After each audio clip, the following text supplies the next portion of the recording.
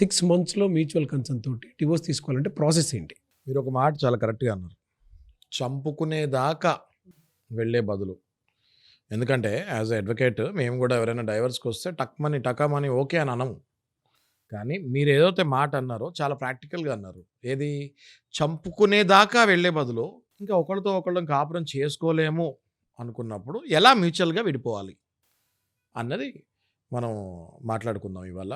జనరల్గా డివోర్స్ అన్నది 2 ఉంటాయండి. 2 టైప్స్ ఉంటాయి. ఒకటి కంటెస్టెడ్ డివోర్స్, ఒకటి మ్యూచువల్ డివోర్స్.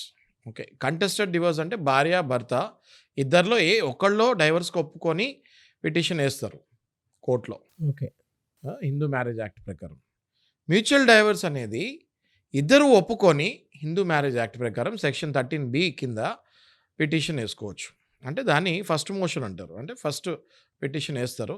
వేసి ఇద్దరికీ అంగీకారమే విడిపోతానికి. ఇప్పుడు మీరు అన్నారా ఇందాక చంపుకునే దాకా వెళ్ళకుండా, అంటే అసలు ఇంకా వీళ్ళిద్దరిని కలపలేము అని డిసైడ్ అయినప్పుడే అడ్వకేట్ కూడా వాళ్ళని ఓకేనండి ఇంకా ఇద్దరు మ్యూచువల్గా వెళ్తానికి ఫస్ట్ అడ్వకేట్ ఒప్పుకోవాలి.